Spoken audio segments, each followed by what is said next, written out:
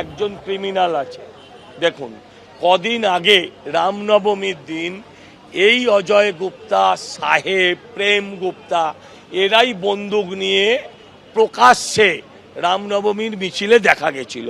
এই সাহেব, অজয় গুপ্তা, প্রেম গুপ্তা সহ আরও এক দল, এক ঝাঁক, তারা এই ছেলেগুলো মিটিং শেষ হয়ে যাবার ঘণ্টাখানেক পরে এরা দাঁড়িয়েছিল, ওই পাড়ার বাসিন্দা, ওরা ওই স্থলে দাঁড়িয়েছিল। কোনো বলা নেই, কওয়া নেই, এদের ওপর আক্রমণ হয়, এদের ওপর এই অবস্থা করা হয়। আমরা ততক্ষণ লড়াই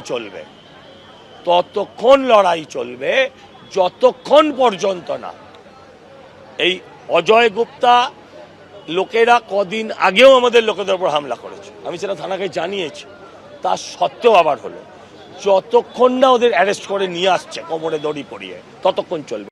বিজেপি নিজেদের মধ্যে ঝামেলাঝাটি মনে হয় করেছে। আমি যেহেতু ফুটেজ দেখলাম থানার সামনেই, আপনারা দেখেছেন হয়তো, মারপিট করে রক্তাক্ত করেছে একে অপরকে। এটা কিছুই না, গোয়াল ঘরে গুঁতোগুতি। মানে এখন তো আসলে কোনো উপায় নেই, কিছুই করতে পারছেন না তারা, তো মানে ফ্রাস্ট্রেশনটা তাদের বেরোচ্ছে, আর কিছুই না।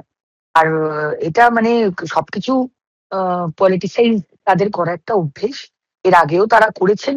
কিন্তু এটা বিজেপির ঝামেলা, বিজেপির ইস্যু, এর সাথে তৃণমূলের কোনো সম্পর্ক নেই কোনোভাবেই।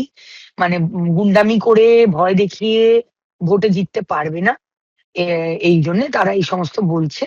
এটাতে কোনো ফুটেজ নেই, কোনো সিসিটিভি ক্যামেরায় নেই, কারণ যে সমস্ত ব্যক্তির নাম নেওয়া হচ্ছে সেই সমস্ত ব্যক্তি কোনো এলাকাতেই নেই বা ছিল না, আমি তো অন্তত দেখিনি। এটা একটা নর্মাল মানে লোকাল ইস্যুকে এটা পলিটিসাইজ করা হচ্ছে।